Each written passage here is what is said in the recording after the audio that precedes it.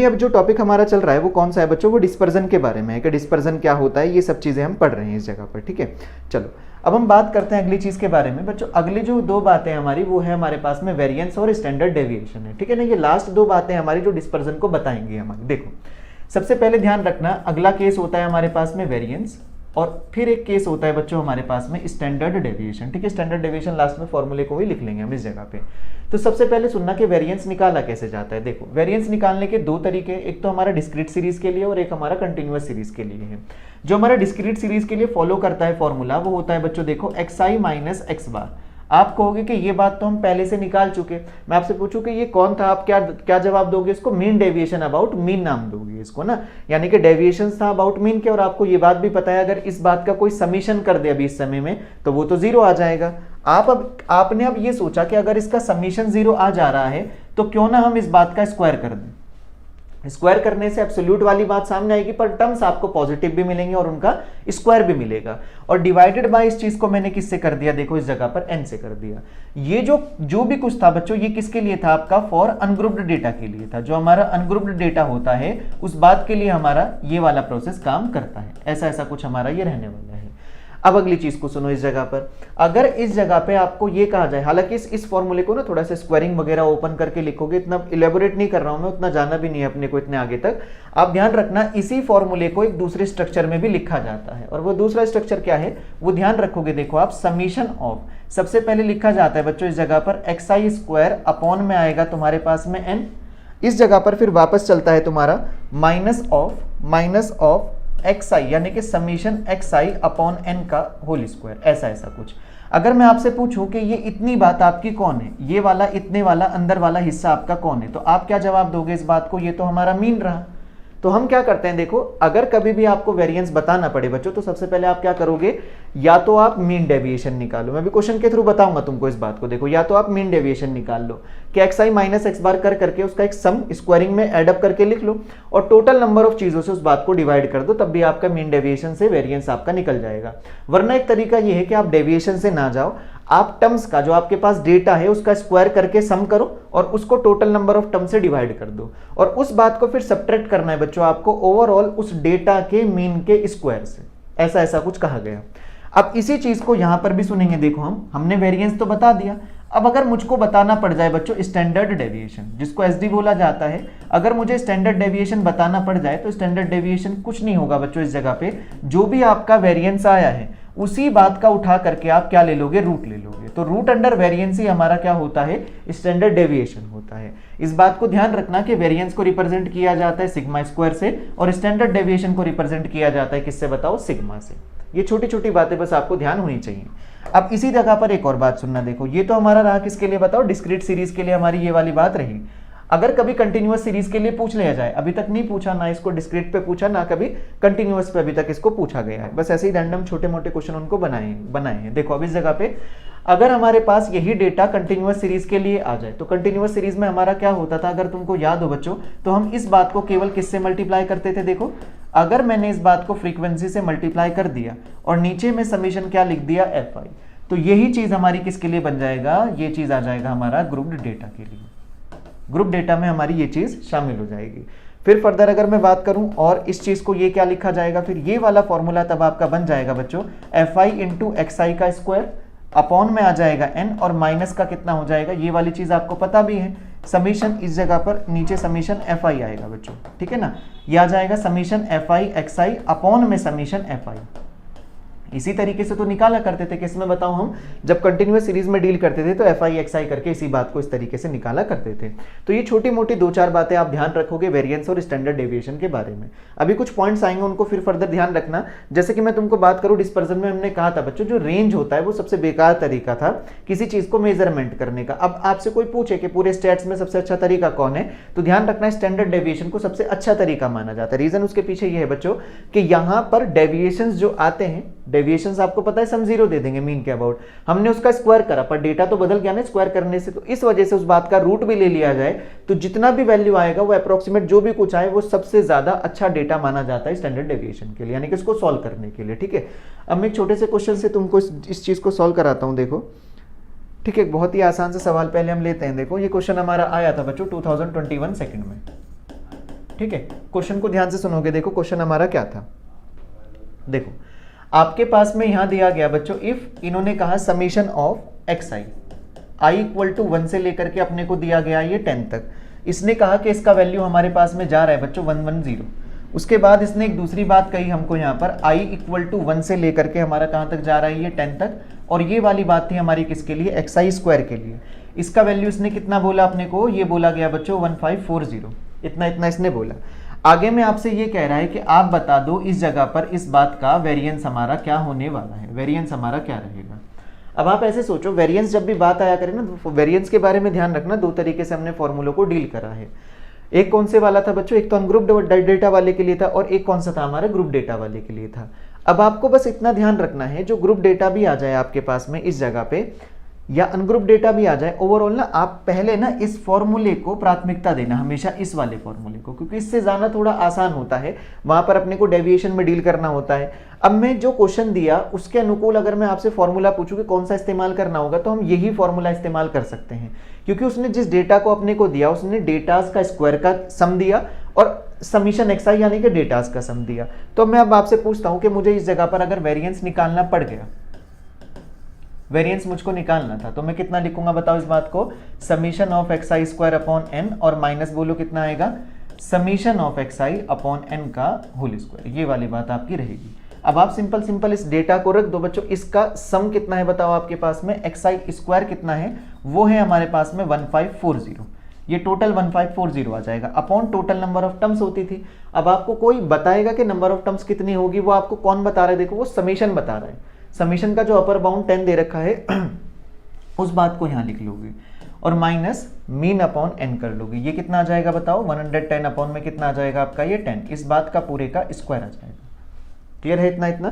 अब आप वापस से सोचना, ये वाली बात इससे कैंसिल हो जाएगा, ये वाली बात इससे कैंसिल हो जाएगा, हमारा कितना बचेगा बच्चों, ये 154 माइनस का कितना हो जाएगा, ये 121 आपका ये आ जाएगा। अगर मैं इस बात को सॉल्व कर लूंगा तो मेरे पास में आंसर कितना आ जाएगा हमारा 33 जो आ जाएगा बच्चों, हमारा इस बात का क्या आ जाएगा, वेरिएंस आ जाएगा। ठीक है ना। तो इस तरीके से बहुत सिंपल सिंपल क्वेश्चन भी तुमको देखने को मिलते हैं। ठीक है, चलो एक और क्वेश्चन लिखना फिर मेरे साथ में। ठीक है, ये क्वेश्चन आया था बच्चों हमारा 2021 में। ठीक है, क्वेश्चन सुनना क्या था हमारे पास में, क्वेश्चन ये था बच्चों कुछ हमारे पास में 2021 का क्वेश्चन था ये हमारा। आपको पूछा गया था बच्चों स्टैंडर्ड डेविएशन पूछा है इसमें ना, स्टैंडर्ड डेविएशन ऑफ किसका बताओ, ऑफ पूछा गया आपसे माइनस का √6, माइनस का √5, माइनस का √4, इस जगह पर फिर -1, फिर यही डेटा बच्चों आपके पास में पॉजिटिव के साथ था 1, इतना इतना था। आपको इसमें बताना था बच्चों, स्टैंडर्ड डेविएशन के बारे में पूछ रहा है कि स्टैंडर्ड डेविएशन हमारा क्या होगा। अब आप ऐसे सोचो, स्टैंडर्ड डेविएशन निकालने के लिए पहले वेरिएंस को निकालना पड़ेगा, जो भी वेरिएंस आएगा उसका रूट अंडर ले लेंगे तो वो चीज हमारी कौन आ जाएगी, स्टैंडर्ड डेविएशन आ जाएगा। अब वापस से सोचो, क्या इस बात को डेविएशन के अबाउट जाना सही रहेगा। आप क्या कहोगे कि हम एक्स आई का ही स्क्वायर करके जाते हैं, तो वापस से मैं फॉर्मूले को जब देखूंगा तो फॉर्मूले में आपको दो चीजों की जरूरत पड़ेगी।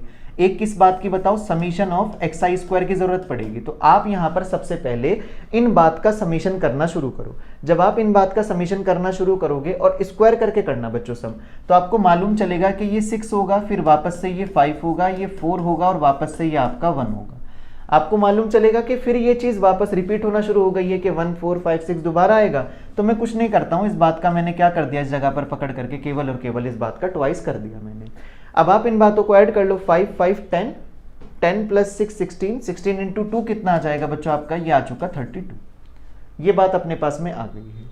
अब आपको दूसरी चीज जो चाहिए होती है बच्चों इस जगह पर, वो चाहिए होता है समीशन ऑफ एक्स आई, यानी कि चीजों का सम करना।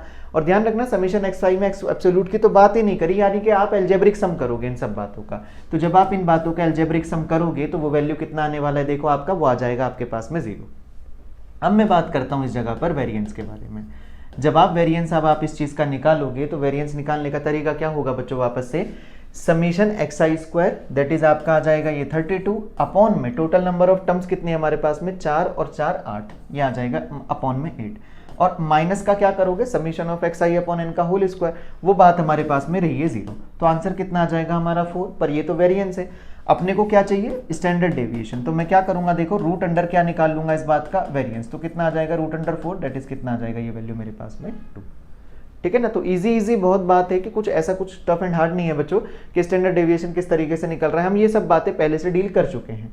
अगर आपको कभी xi माइनस एक्स बार करके निकालना पड़ गया तो वो भी आप निकाल सकते हो कि डेविएशन निकालना, उसका स्क्वायर करना, उन सबको सम करना, अपॉन में n कर देना, वहां से आपका तब भी वेरिएंस आपका निकल आएगा, ठीक है ना। चलो अब आगे बढ़ते हैं, थोड़ा सा इन चीज़ों के बारे में भी कुछ पॉइंट्स के ऊपर अपने को बात करनी है, ठीक है।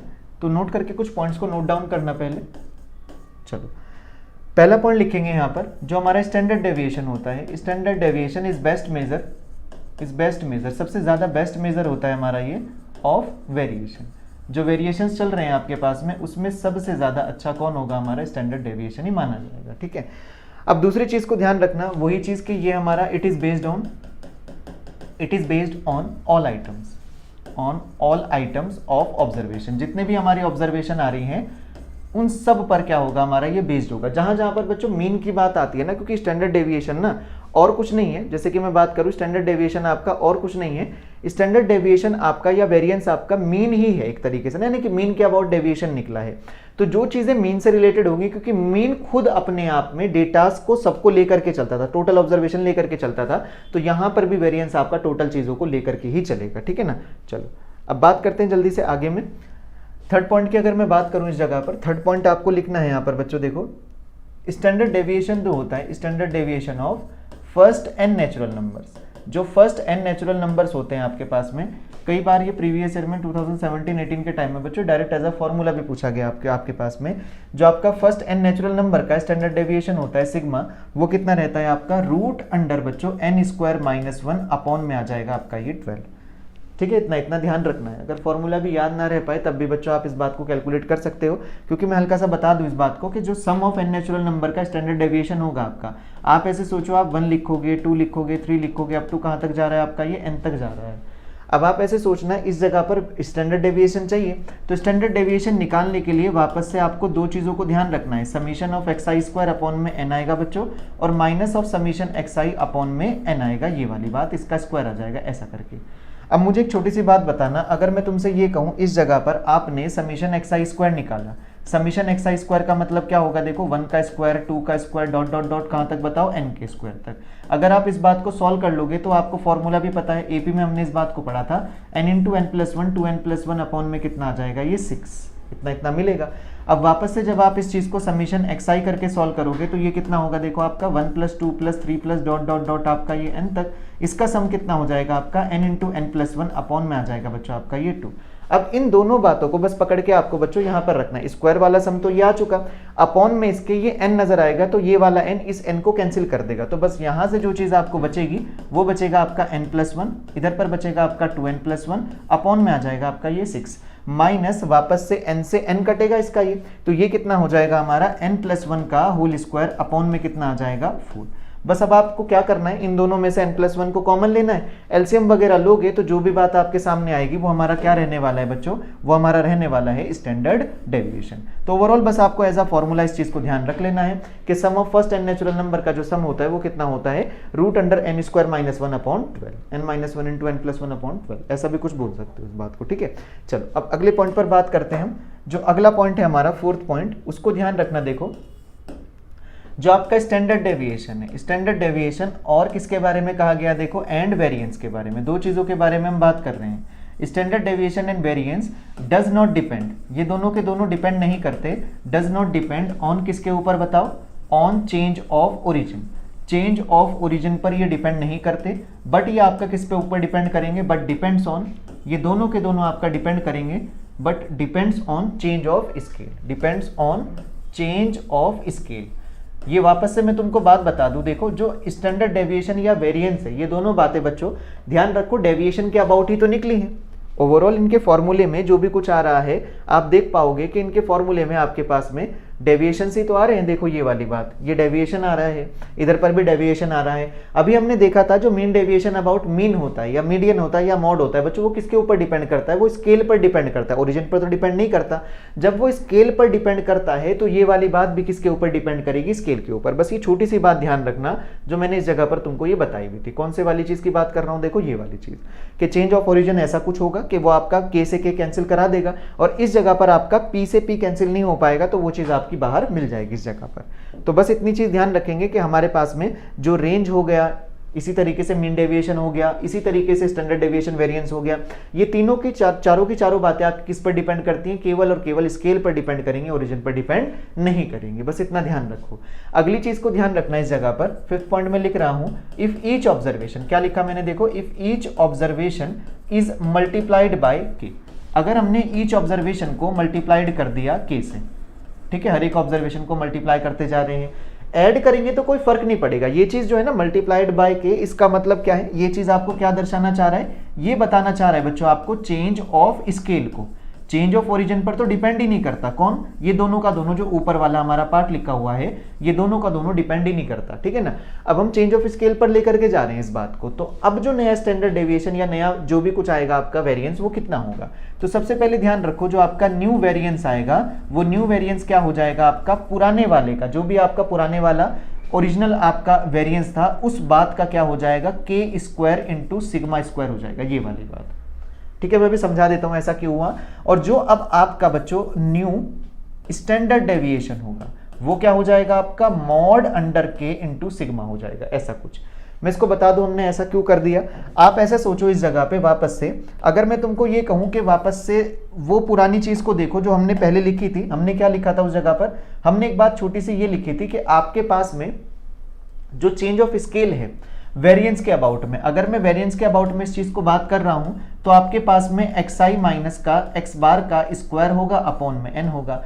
अगर आपने हर एक डेटा के साथ में, क्या भी कह रहा हूं देखो, मैंने हर एक डेटा के साथ में k से मल्टीप्लीकेशन करा दिया, तो वो चीज आपकी रिफ्लेक्ट होगी ना यहां पर देखो। जो अब आपका न्यू वेरिएंस आने वाला है, मैं लिख देता हूं इस जगह पर, जो न्यू वेरिएंस आने वाला है आफ्टर मल्टीप्लीकेशन ऑफ k, तो कितना होगा देखो आपका, ये वाली चीज आएगी आपके पास में बच्चों, k xi माइनस का के एक्स बार, इस बात का स्क्वायर। इस चीज को आप इजीली तब समझ पाओगे जब आपको ये बात का नॉलेज हो कि मीन भी आपका के टाइम्स हो जाएगा अगर हर एक ऑब्जर्वेशन में के मल्टीप्लाई हुआ। अब आप ऐसे सोचो, इस बात को के को बाहर निकाला जा सकता है। अगर मैं के को बाहर निकालूंगा तो ये चीज आपकी के स्क्वायर की शक्ल में बाहर आएगी।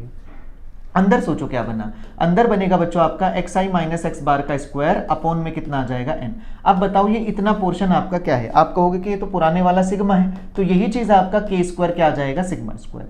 तो बस इतना ध्यान रखो, जो ऑब्जर्वेशन होता है, अभी तक हम इतना ध्यान रख रहे थे कि चेंज ऑफ स्केल सामने में सेम रिफ्लेक्ट करता था चीजों के ऊपर, मीन में सेम रिफ्लेक्ट, मीडियन में, मॉड में, सब में सेम रिफ्लेक्ट। लेकिन वेरिएंस में अगर आपने किसी चीज को मल्टीप्लाई किया तो वो जो नया वेरिएंस होगा उस बात में के स्क्वायर हो जाएगा। फॉर एग्जाम्पल के लिए, अगर आपका पहले कुछ सिग्मा स्क्वायर में कह रहा हूं, अगर किसी चीज का 10 था, आपने हर एक चीज का मल्टीप्लीकेशन 2 के साथ किया, तो जो अब आपका न्यू वेरिएंस आ जाएगा ना, जो आपका न्यू वेरिएंस आएगा वो 10 इंटू ओरिजिनल वाला तो जो भी है उसको रख के रखो, जो पुराने, जो अब नया आएगा वो आपका जिस चीज को आपने मल्टीप्लाई किया है उस बात का स्क्वायर करके इसके साथ में लोगे, तो ओवरऑल अब जो आपके पास में आएगा नया वेरिएंस वो कितना आ जाएगा, 400 आ जाएगा। अब आप ये भी समझ सकते हो, जब आप स्टैंडर्ड डेविएशन के बारे में बात करोगे तो ये चीज आपकी रूट में आएगी, तो के जो आएगा वो बाहर ऐसे आएगा। एक बात ये भी ध्यान रखो, चेंज ऑफ स्केल दोनों हो सकता है, पॉजिटिव नंबर भी, नेगेटिव नंबर भी। अगर किसी ने नेगेटिव नंबर मल्टीप्लाई किया तब भी आप उसको क्या कंसिडर करोगे, एज अ पॉजिटिव नंबर, उस बात को आप कंसिडर करके बाहर निकालोगे। तो उम्मीद करते हैं ये छोटी छोटी सी चीज तुमको समझ आ गई होगी, ठीक है ना। बस ये छोटे मोटे सिर्फ चीज ध्यान रखना है पॉइंट्स को, ईच ऑब्जर्वेशन मल्टीप्लाई होगा तो आपके पास में सेम आपके पास में उसका इफेक्ट क्या होगा, ठीक है। चलो अब अगले पॉइंट के बारे में डिस्कशन करते हैं। देखो एक छोटी सी बात, बस इतना ध्यान रखना, देखो आप कि जो आपका एक रिलेशन है, ये प्रीवियस ईयर में तुम्हारा आया भी है बच्चों, मीन डेविएशन और स्टैंडर्ड डेविएशन के बीच में एक रिलेशन पूछा गया था पहले। बस कभी क्वेश्चन बन जाए तो बस रिलेशन उसका ध्यान रखना कि जो मीन डेविएशन होता है बच्चों वो 4/5 टाइम्स होता है किसका, बताओ, स्टैंडर्ड डेविएशन का। क्योंकि दोनों ही जो मेजरमेंट है ना, दोनों ही अपने आप में डिस्पर्जन को रिप्रेजेंट करते हैं, मीन डेविएशन भी और स्टैंडर्ड डेविएशन भी। तो दोनों के बीच का रिलेशन जो होता है, मीन डेविएशन आपका 4/5 टाइम्स होता है किसका, देखो, स्टैंडर्ड डेविएशन का। तो यहां तक का जो भी कुछ हिस्सा था बच्चों हमारा, ये कौन सा पोर्शन हमने खत्म कर लिया इस जगह पर, 11th वाला। तो ध्यान रखो इस पोर्शन से भी लगभग 3 सवाल हमारे रहते हैं। अब हम अपने लास्ट टॉपिक के ऊपर चलते हैं, जो कि कोरिलेशन रिग्रेशन है, एज अ 12th का टॉपिक उसको बोला गया था। उससे मिनिमम 2 सवाल भी आपको देखने को मिलेंगे, उसका फिक्स्ड रहता है कि वो 2 सवाल भेजेंगे, ठीक है ना। तो वहां पर सबसे पहले आगे बढ़ने से पहले, उस टॉपिक को समझने से पहले अपने को एक चीज को पढ़ना है। देखो इस जगह पर सबसे पहली जो चीज है अब यहाँ पर, वो है हमारे पास में बच्चों coefficient of variation. Coefficient of variation एक चीज होती है जो कि तुम ध्यान रखोगे, ठीक है।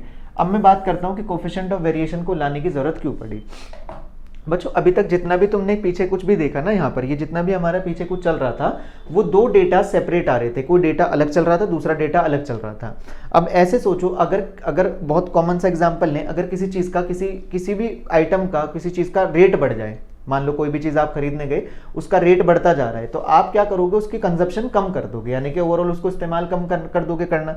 अब ये सोचो अगर उसका रेट बढ़ रहा है तो खरीदार उसके क्या हो जाएंगे, देखो कम हो जाएंगे, यानी कि एक डेटा का दूसरे के ऊपर प्रभाव पड़ने लग जाता है। ओवरऑल इस वाली जो 12th वाले जो टॉपिक होते हैं हमारे कोरिलेशन रिग्रेशन, इनमें हम ये डील करते हैं बच्चों, अगर एक डेटा बदलेगा ना तो उसका सामने में इफेक्ट हमारा क्या होने वाला है। ठीक है, तो सबसे पहले ये चीज हम बात कर लेते हैं कि कोफिशिएंट ऑफ वेरिएशन किस चीज को बोला जाता है। देखो इस चीज को बस इतना ध्यान रखना, ये हमारा इस्तेमाल होता है, it is used in comparing दो डेटास को आप कंपेयर करने के लिए बच्चों इसको इस्तेमाल करते हो।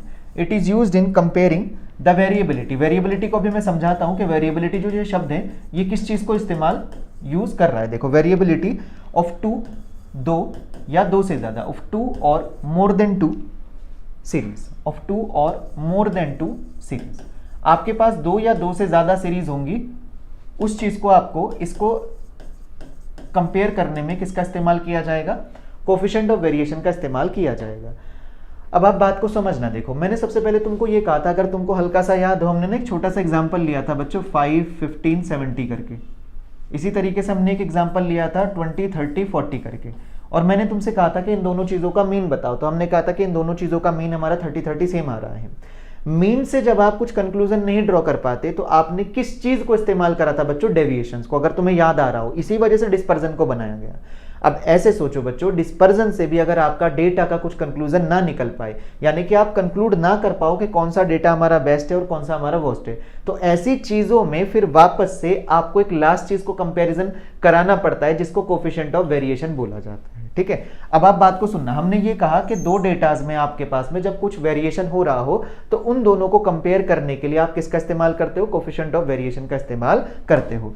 जनरली जो इसका फॉर्मूला बनाया गया बच्चों coefficient of variation in terms of, ये परसेंटेज में होता है, एक बात ये ध्यान रखना, परसेंटेज के टर्म में चलेगा। और ध्यान रखो कोफिशिएंट ऑफ वेरिएशन इसलिए भी बनाया गया क्योंकि स्टैंडर्ड डेविएशन से कुछ कंप्यूट नहीं हो पा रहा था, हालांकि वो बेस्ट मेथड तो है बच्चों, बेस्ट मेथड बिल्कुल है वो, पर जब दो डेटाज स्टैंडर्ड डेविएशन बहुत करीब दिखाने लग जाएं तो उसमें फिर फर्दर आपको स्टडी करनी हो कि कौन सा डेटा हमारा अच्छा है, तो उस चीज में आप किसका इस्तेमाल करोगे, कोफिशिएंट ऑफ वेरिएशन का। इसको बस एज अ फॉर्मूला इस्तेमाल कर लेंगे बच्चों हम, sigma upon x bar into 100, बस ये छोटा सा फॉर्मूला आपका किसको रिप्रेजेंट करता है, कोफिशिएंट ऑफ वेरिएशन को। मैंने कहा ना सिग्मा आपका सेम जाने लग गया था, तो हमने क्या किया, उस बात को सिग्मा अपॉन एक्स बार कर दिया, यानी कि उसी के ओरिजिनल मीन से कंपेयर कर दिया उस बात को, और बात को उठा के मल्टीप्लाई बाय 100 कर दोगे तो वो बात आपकी किस में निकल आएगी, परसेंटेज में हमारी वो बात निकल आएगी।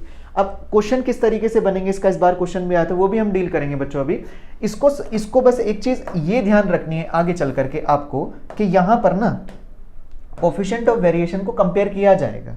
अब आप इतना ध्यान रखो, जिस ग्रुप का या जिस डेटा का कोफिशिएंट ऑफ वेरिएशन तुम्हारा क्या होगा, ग्रेटर होगा, वो चीज हमारी क्या होगी, लेस कंसिस्टेंट होगी, यानी कि उसके ऊपर भरोसा नहीं किया जाएगा ज्यादा। देखो इस बात को ध्यान रखो, डेटा विच हैज मोर या ग्रेटर कोफिशिएंट ऑफ वेरिएशन, जिस डेटा का कोफिशिएंट ऑफ वेरिएशन ज्यादा होगा इट इज लेस रिलायबल, वो क्या होगा बच्चों, लेस रिलायबल होगा। ठीक है ना, लेस रिलायबल भी बोल सकते हो, और इस बात को ये भी बोल सकते हो मोर वेरिएबल, यानी कि वो बहुत तेजी के साथ बदल रहा है। जो तेजी के साथ में बदलेगा, जो चीज बदल जाए टाइम के साथ में, वो भरोसे लायक थोड़ी होगी, तो वो भरोसा नहीं किया जा सकता उस चीज पर। तो इस चीज को इतना ध्यान रखो कि जो डेटा हमारे पास में, जिस डेटा का हमारा क्या होगा, कोफिशिएंट ऑफ वेरिएंस हमारा ज्यादा होगा, उस चीज में हमारे पास में वो चीज हमारी लेस रिलायबल होगी, और या फिर ये भी कह सकते हो कि मोर रिलायबल होगी। इसी का कंक्लूजन नीचे भी लिख देता हूं ताकि तुमको ये बात ध्यान रहे कि जो डेटा बच्चों हमारे पास में, data which has less CV का मतलब जो कम फ्लक्चुएट हो रहा होगा, वो क्या होगा बच्चों, इट इज मोर रिलायबल, वो भरोसे के लायक ज्यादा होगा, और इस जगह पर उस चीज को ध्यान रखना, वो लेस वेरिएबल होगा। ठीक है ना, कभी भूल जाओ तो इसको कॉमन जिंदगी के साथ ध्यान रखना कि जो चीजें जल्दी बदल जाया करती हैं उसके ऊपर भरोसा नहीं किया जाता। जो बदलेगा ज्यादा या जिसका कोफिशिएंट ऑफ वेरिएशन ज्यादा होगा, उसको हम भरोसे के लायक नहीं समझेंगे, उस चीज को क्या कहोगे, मोर वेरिएबल या फिर लेस रिलायबल। दो चीजों को बस इतना ध्यान रखना है। ठीक है ना, तो बढ़ सकते हैं शायद हम अब आगे। ठीक है, ठीक है, ये चीज़ हमने लिख ली थी, वो चीज़ मोर वेरिएबल आ जाएगी। ठीक है, अब बच्चों इसका छोटा सा क्वेश्चन मैं तुमको दिखा देता हूँ पहले। देखो ये क्वेश्चन हमारा इसी बार आया था। क्वेश्चन को सुनना पहले जल्दी से, क्या था आपका ये वापस से डायरेक्शन बेस्ड हमारा क्वेश्चन था और हमारा आया था ये 2022 सेकंड में। ठीक है ना, ऐसा नहीं है कि फर्स्ट टाइम हमारा ये क्वेश्चन आया, बहुत बार क्वेश्चन आ चुके बच्चों इस टाइप से। देखो अब आपके पास में जो डेटा दिया हुआ था वो डेटा सुनना पहले। डेटा हमारे पास में क्या था, कुछ टेबल टाइप था हमारे पास में। टेबल में कुछ चीज़ें आपको मार्क की गई थी, है ना। मैं बना देता हूँ बच्चों सबसे पहले इस जगह पर टेबल।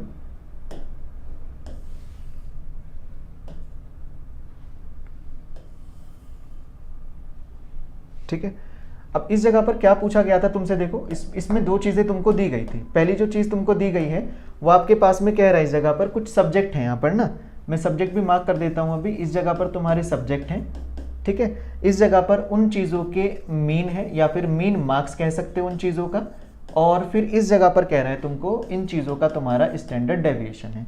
मैं डेटा कंप्लीट कर देता हूँ बच्चों। पहले सबसे पहले सब्जेक्ट लिख देता हूँ। सबसे पहला जो सब्जेक्ट था वो तुम्हारा मैथमेटिक्स था। उसके बाद में जो दूसरा सब्जेक्ट था बच्चों वो तुम्हारा फिजिक्स था, ठीक है। अगला जो सब्जेक्ट था तुम्हारे पास में वो तुम्हारा केमिस्ट्री था। और लास्ट जो सब्जेक्ट था बच्चों तुम्हारे पास में वो कौन था तुम्हारा, वो था तुम्हारे पास में बायोलॉजी, ठीक है। इतना इतना हमारा सब्जेक्ट ही रखा हुआ था। अब वापस से सुनो, देखो मीन मार्क्स को लिख लोगे इस जगह पर। ये चीज़ तुम्हारा 40 है, ये चीज़ तुम्हारा 28 है, ये चीज़ तुम्हारा 38 है और ये वाली चीज़ तुम्हारे पास में कितना है 36 है, ठीक है। और स्टैंडर्ड डेविएशन तुम्हारा कितना चल रहा है तुम्हारे पास में, ये 15 चल रहा है। ये वाली चीज़ तुम्हारी 12 चल रही है, ये वाली चीज़ तुम्हारी 14 चल रही है और ये वाला तुम्हारा 16 चल रहा है, ठीक है ना। इतना इतना हमारा ये डेटा दिया हुआ था।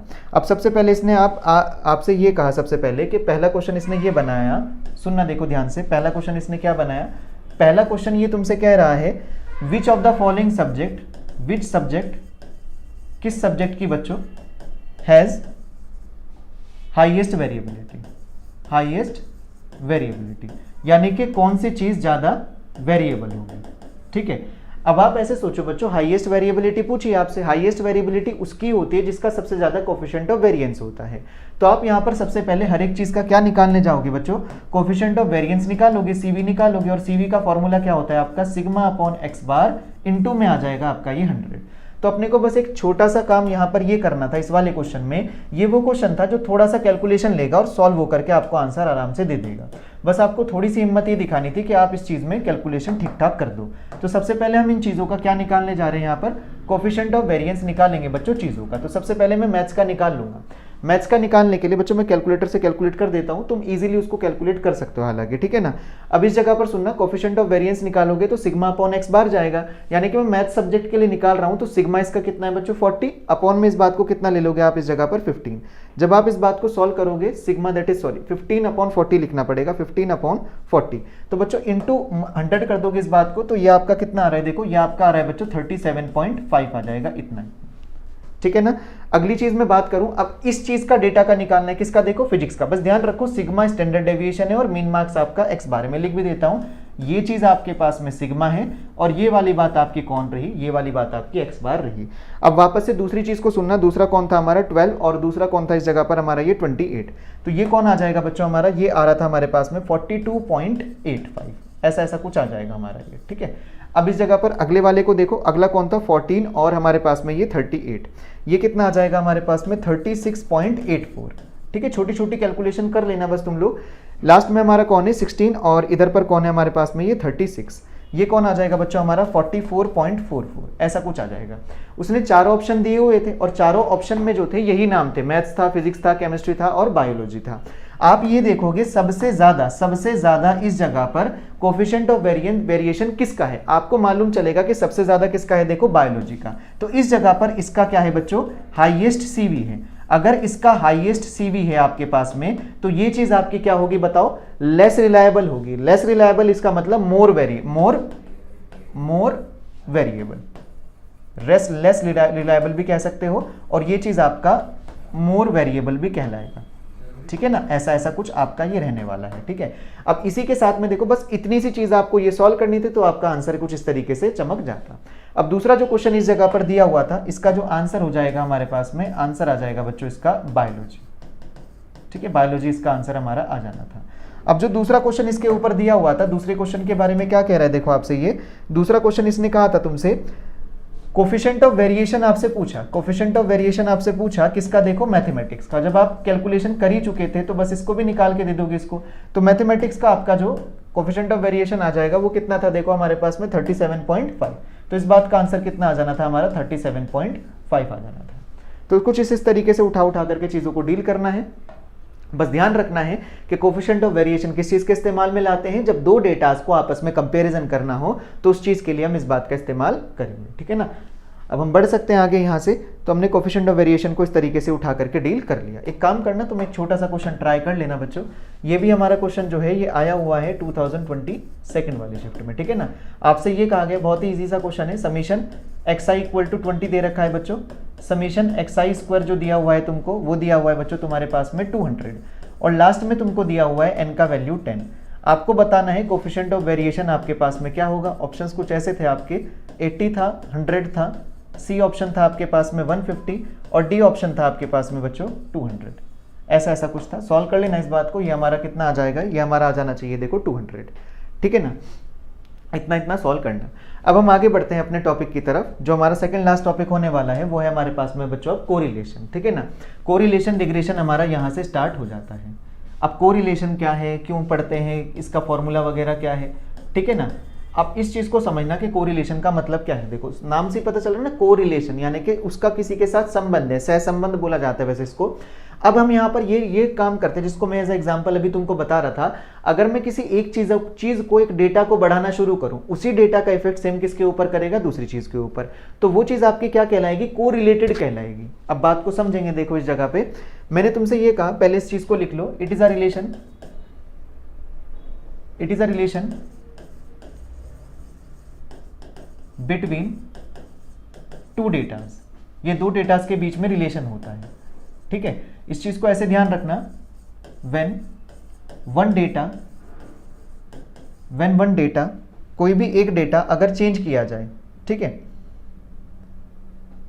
When one data is changed, when one data is changed, the effect on other data, या फिर अदर सीरीज भी लिख सकते हो बच्चों। इसको सीरीज से रिप्रेजेंट करेंगे ताकि क्लैरिटी आ जाए थोड़ी सी बस ना।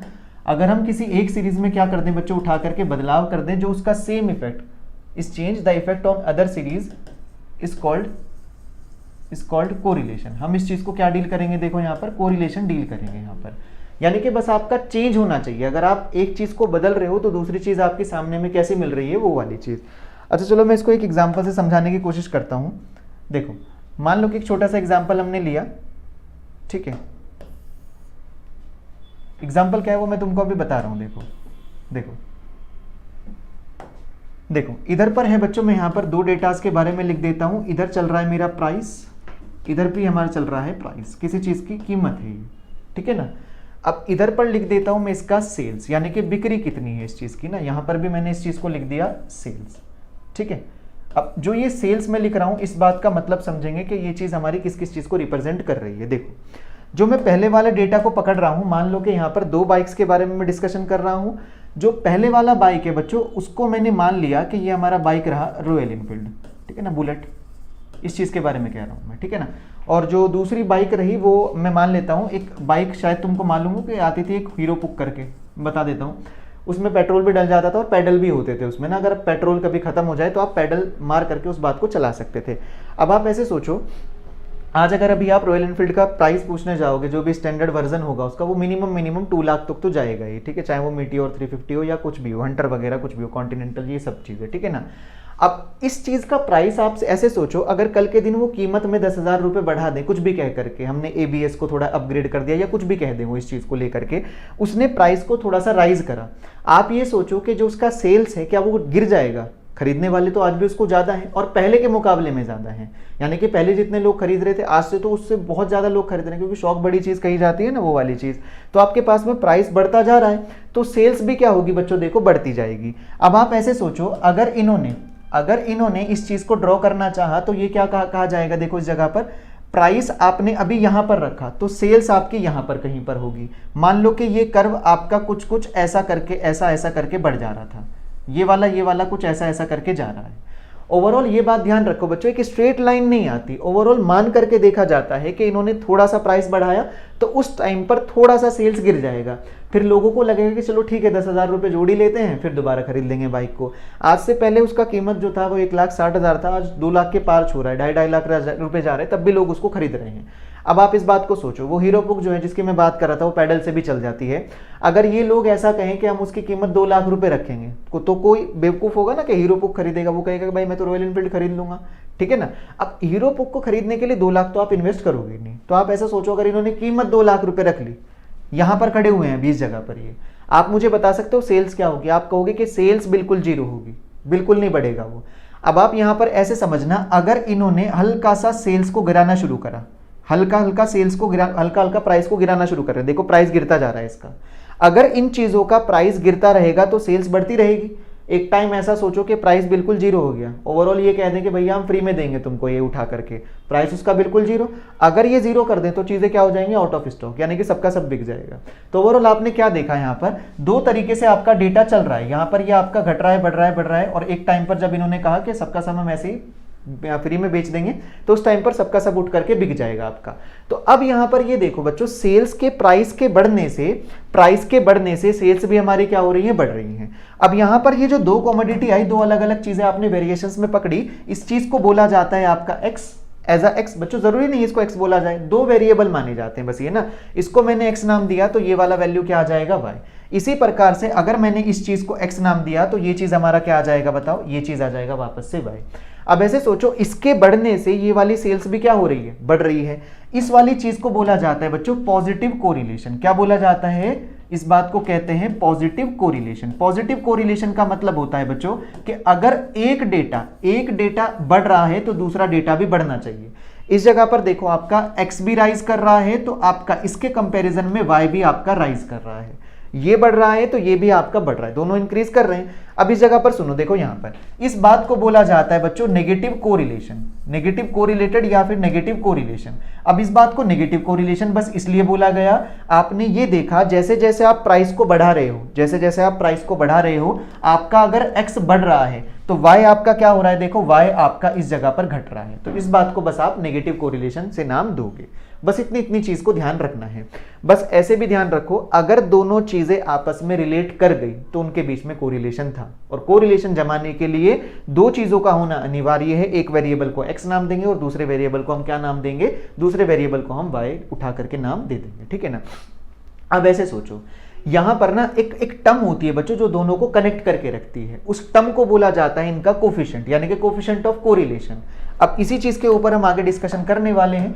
ध्यान रखना बस, थोड़ा बहुत फॉर्मूला और थोड़ा बहुत लॉजिक काम करेगा, इन डेप्थ नहीं चले जाना आपको। ये नहीं सोचना है कि पूरा स्टैट्स पढ़ लूं उठा करके, बच्चों वो पूरा एक सब्जेक्ट हुआ करता है स्टैट्स, उतना नहीं डील करना में, उतनी चीजें ध्यान रखो जो हमारी काम आएंगी केवल एग्जाम के रिलेटेड पॉइंट ऑफ व्यू से। 2 क्वेश्चन निकालने अपने को इससे बस। अब सबसे पहली चीज यहां पर ध्यान रखना, इस चीज में एक टर्म आएगा जिसको आप नाम दोगे बच्चों कोफिशिएंट। क्या बोला जाएगा? Coefficient of correlation. अब अगर मैं तुमको ये कहूं कि कोफिशिएंट ऑफ कोरिलेशन आपका क्या है, कोफिशिएंट ऑफ कोरिलेशन आपका कुछ नहीं है बच्चों, यहां पर एक ऐसा वेरिएबल होता है, मैं क्या कह रहा हूं देखो, यहां पर एक ऐसी क्वांटिटी होती है जो इन दोनों को मर्ज करके चल रही है। कोई बढ़ रहा है तो बढ़ने देगी, और अगर कोई घट रहा है तो इसको बढ़ने देगी, यानी कि ओवरऑल कुछ ना कुछ कंपैरिजन तो चल रहा है ना। अब अगर कोई ऐसा लॉजिक आ जाए कि इस जगह पर आपको पता है ना कि अगर आप पढ़ोगे नहीं तो आपका एनडीए एग्जाम क्रैक नहीं होगा, अगर आप पढ़ोगे तो एनडीए एग्जाम क्रैक होगा। अब ऐसे सोचो, आपका पढ़ना एनडीए के एग्जाम के क्रैक होने पर डिपेंड कर रहा है ना। अब आपको मैं ये कहूं, अगर आपका फ्रेंड पढ़ेगा तो आपका एनडीए का एग्जाम क्रैक हो जाएगा, तो आप बताओ ये रिलेशन बनेगा? आप कहोगे कि इलॉजिकल बात बोल रहे हो सर आप, तो आपको पता चल गया कि एक का बढ़ना दूसरे के ऊपर डिपेंड कर रहा है। इसी तरीके से आपका पढ़ना किसी दूसरे पे डिपेंड तो नहीं करेगा। आप ये कहो कि मैं पढ़ लेती हूं तेरे हिस्से का, या मैं पढ़ लेता हूं तेरे हिस्से का, तो आपका एग्जाम क्रैक हो जाएगा। तो अब बस इतना ध्यान रखो, इसके बढ़ने से इसका बढ़ना, इसका घटना, और इसके बढ़ने से इसका बढ़ना आपका रहेगा ये चीज, ठीक है ना। तो अब आप बात कर रहे थे इस चीज में, जो आपका कोफिशिएंट ऑफ कोरिलेशन होता है, यह आपका एक ऐसा कांस्टेंट होता है जिसको आप एज आर से डिनोट करते हो, ठीक है ना।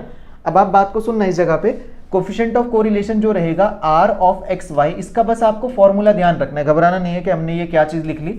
सबसे पहले सम करोगे यहां पर एक्स आई माइनस एक्स बार का, और बच्चों वाई आई माइनस वाई बार का, ये 2 चीजों के प्रोडक्ट का सम चलेगा सबसे पहले, और नीचे डिनोमिनेटर में बात काम करेगी वो होगा आपके पास में n होता है आपका, वापस से वही समीशन fi करके वो चीज आपकी रहने वाली है यहाँ पर। इनटू में क्या रहेगा आपका सिग्मा x, इनटू में सिग्मा y। आपको बड़ा ही अजीब सा फॉर्मूला लिख दिया। ओवरऑल इस फॉर्मूले को हमें ढंग से इस्तेमाल करना भी नहीं है, तो फिर जिस फॉर्मूले को इस्तेमाल करना है वो लिखवाओ। तो फिर वो फॉर्मूला आपको जो लिखना है वो ये होता है, सब लोग इधर देखोगे, ये होता है आपका COV x, y, COV x, y। COV का मतलब क्या है, वही कोवेरियंस जो भी हमने पीछे देखा था, कोवेरियंस, ठीक है ना। अपॉन में क्या होगा आपका, अपॉन में चलेगा आपका सिग्मा x इंटू में आपका सिग्मा y। अगर आपको कोई इतना भी दे दे ना, ये जो इतनी बात है, ये जो इतना पोर्शन है आपका, कौन से वाला देखो, ये वाला इतना वाला पोर्शन, ये कौन है आपका, ये कोवेरियंस ही कहलाता है आपका ना। बस आपको फॉर्मूले को ध्यान रखना है, इन डेप्थ नहीं जाना कि हम उसको कैलकुलेट करने बैठ गए, मल्टीप्लाई करके दिखा दिया, वो सब कुछ नहीं करना आपको। बस एज अ फॉर्मूला ध्यान रखो कि कोरिलेशन कोफिशिएंट जो होता है हमारे पास में, कोफिशिएंट ऑफ कोरिलेशन R जो होता है वो COV, कोवेरियंस जो हमने पीछे भी पढ़ा, sigma x into sigma y करके उस चीज को बोला जाता है। कोवेरियंस ध्यान रखना, जो अभी आगे आएगा वो एज अ वैल्यू तुमको दे देगा उठा करके, ठीक है ना। मैं एक छोटे से क्वेश्चन से तुमको इस चीज को समझाता हूँ। देखो ये क्वेश्चन हमारा आया था बच्चों 2017 में, 2017 फर्स्ट वाले शिफ्ट में हमारा ये आया था। इसमें कहा गया तुमसे कोवेरियंस, मैं डायरेक्ट शब्दों में लिख दे रहा हूं, कोवेरियंस आपको दिया गया बच्चों x, y के बीच का, वो कितना था देखो आपका, वो 30 था।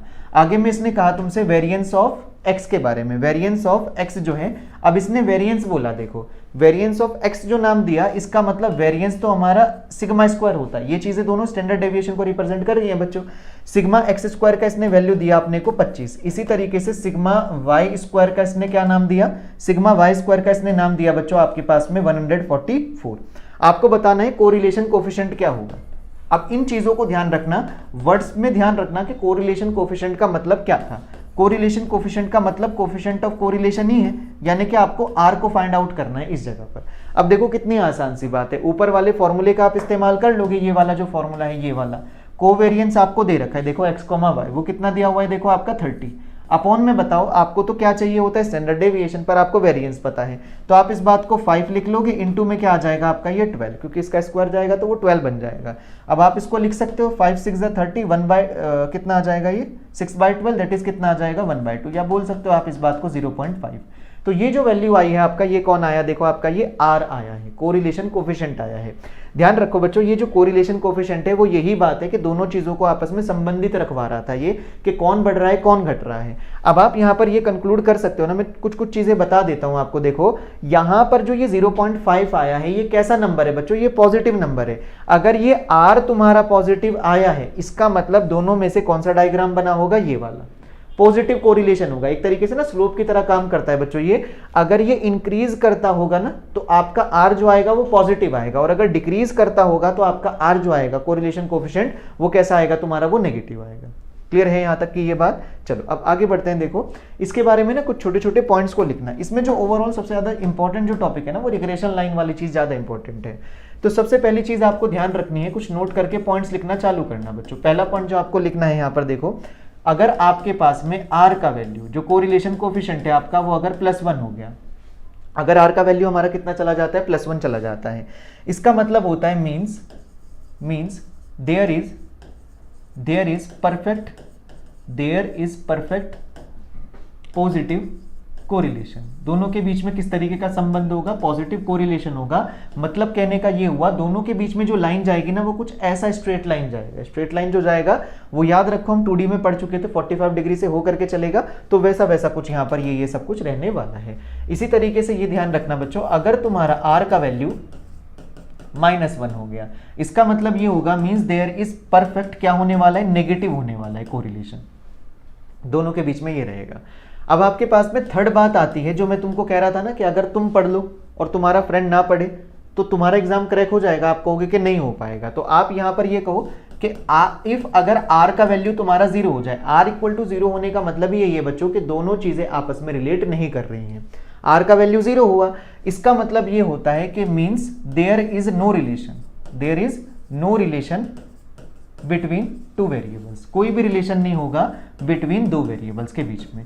जब दो वेरिएबल्स के बीच में कोई रिलेशन नहीं होगा ना, तो ध्यान रखो बच्चों, उन चीज़ों का जो आपका ग्राफ बनने वाला है ना, बस उसको छोटा सा ध्यान रखना कि उन चीज़ों का ग्राफ आपका कुछ इस तरीके का बनता है कि एक जगह पर आप अगर वेरिएबल एज अ एक्स सोचो, एज अ वाई सोचो, तो दोनों के बीच का जो ग्राफ बनेगा वो आपका कुछ ऐसा बन जाएगा, ये वाला, पैरेलल टू एक्स एक्सिस। तो ये किस चीज को रिप्रेजेंट करता है आपका, कि दोनों के बीच में कोई संबंध नहीं है, ये बढ़ता जा रहा है, ये कुछ नहीं कर रहा है, ये कांस्टेंट चल रहा है हमारा। बस इतना ध्यान आपको ये बात रखनी है।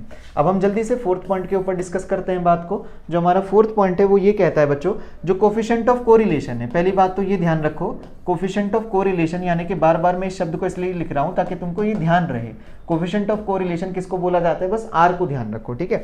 कोफिशिएंट ऑफ कोरिलेशन कैसा है बच्चों, एक प्योर नंबर है। अभी तुमको निकाल करके भी दिखाया मैंने, ये वाली चीज में देखो, सॉल्व करके अपने को क्या मिला, एक नंबर मिलेगा, इज अ प्योर नंबर। ये हमारा एक प्योर नंबर ही हमेशा के लिए रहने वाला है। अगली चीज पर देखो, आगे कह रहा है ये इट इज इंडिपेंडेंट, ये चीज क्या रहेगा तुम्हारा, इट इज इंडिपेंडेंट, ये डिपेंड नहीं करता ऑफ यूनिट ऑफ मेजरमेंट, किसके ऊपर डिपेंड नहीं करता, यूनिट ऑफ मेजरमेंट के ऊपर ये चीज हमारा डिपेंड नहीं करता। अब इस चीज के कहने का मतलब क्या है, देखो आप ऐसे सोचो, मैंने तुमको क्या कहा, मैं ये क्यों कह रहा हूं कि यूनिट ऑफ मेजरमेंट पे डिपेंड नहीं करता। इधर देखो, ये प्राइस है ना, ये तो रुपीज में होगा, और सेल्स जो होगी वो नंबर्स में होगी। आप ये समझो कि प्राइस का, हालांकि वो रुपयों में है, 1 लाख 1.5 लाख ऐसा कुछ है, और जो सेल्स है वो आपकी थाउजेंड्स में होगी, नंबर्स में होगी, 150 1500 ऐसा कुछ होगा। हालांकि दोनों यूनिट आपकी अलग अलग हैं, कोई यहाँ पर लेंथ लिख दे, यहाँ पर प्राइस लिख दे, यहाँ पर वेट लिख दे, यहाँ पर कुछ नंबर्स लिख दे, तो दोनों के बीच में देखो यूनिट आपकी अलग अलग है।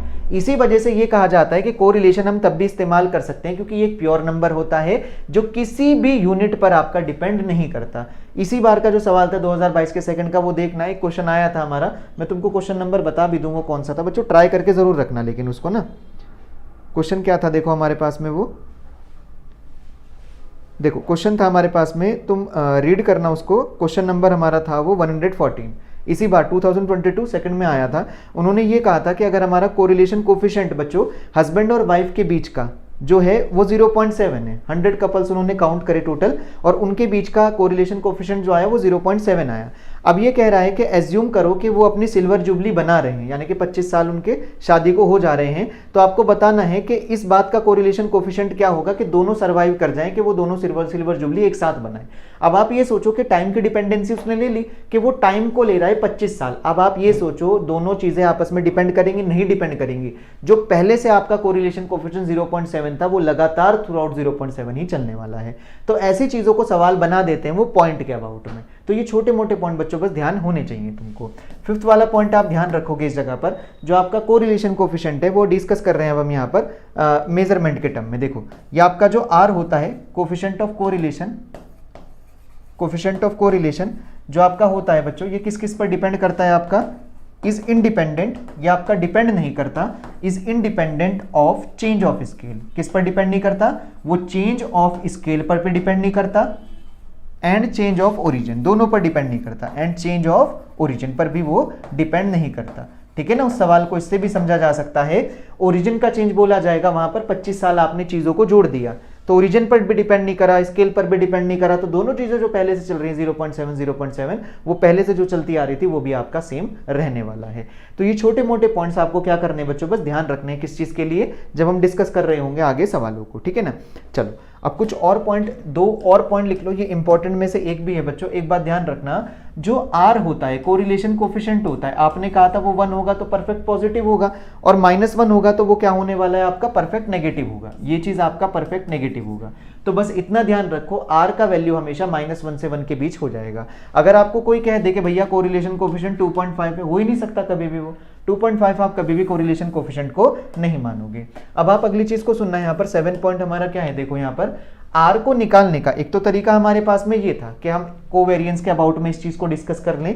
एक और तरीका हमारे पास में है बच्चों, आर को बोला जाता है r equal to plus minus root under bxy और इनटू में बी वाई एक्स। अब आप कहोगे कि ये चीज हमने क्या लिखी, ये रिग्रेशन में सामने तुम्हारे आएगा। इस बात को इस तरीके से लिख लेना बच्चों, आर जो होता है यानी कि correlation coefficient, r is geometric mean होता है। ये ज्योमेट्रिक मीन ही तो है, r square equal to something something, ये बात आर इज क्या होता है, ज्योमेट्रिक मीन होता है टू रिग्रेशन कोफिशिएंट्स। आगे चल करके अभी मैं तुमको बताऊंगा कि रिग्रेशन कोफिशिएंट हमारे कौन आ गए। दोनों रिग्रेशन कोफिशिएंट के बीच का क्या होता है तुम्हारे पास में, वो आपके पास में होता है ज्योमेट्रिक मीन। बच्चों ये जो बी एक्स और बी वाई एक्स है ना, इसको ही बोला गया बी एक्स वाई या फिर बी वाई एक्स। इन्हीं को दोनों को पकड़ करके क्या बोला गया, रिग्रेशन कोफिशिएंट बोला गया। ये रिग्रेशन में काम आते हैं और ये किस में काम आता है बच्चों, आर काम आता है तुम्हारा कोरिलेशन में। अभी मैं तुमको फर्क समझाऊंगा, फिक्र ना करो, बस इतना ध्यान रखो बी एक्स वाई और बी वाई एक्स कुछ भी रहने वाला है। एक चीज और समझना बच्चों, यहां पर अगर तुम्हारा इफ अगर तुम्हारा b x y and b y या बी वाई एक्स आर कैसे हुए बताओ, पॉजिटिव हुए। अभी मैं तुमको क्वेश्चन में निकाल करके बताऊंगा कि b x y b Y x कौन होता है। बच्चों अगर बी एक्स वाई या बी वाई एक्स दोनों के दोनों पॉजिटिव हुए तो आपका आर भी क्या होगा, आर इज पॉजिटिव होगा। आर भी हमारा क्या होने वाला है, पॉजिटिव। यानी कि आर का साइन देखो प्लस माइनस जरूर लिखा हुआ है, अगर ये दोनों पॉजिटिव तो ये पॉजिटिव। और अगर बच्चों इसी जगह पर आपको कोई कह दे कि b x y and b Y x, अगर ये दोनों बातें आपकी क्या हो गई बताओ, अगर ये दोनों नेगेटिव हो गई तो आप क्या कहोगे, तब आपका आर क्या हो जाएगा, आर हो जाएगा तब आपके पास में नेगेटिव। बस इतनी इतनी चीजों को ध्यान रखना है। अभी मैं तुमको आगे बताता हूं चल करके कि रिग्रेशन कोफिशिएंट हमारा क्या क्या होगा।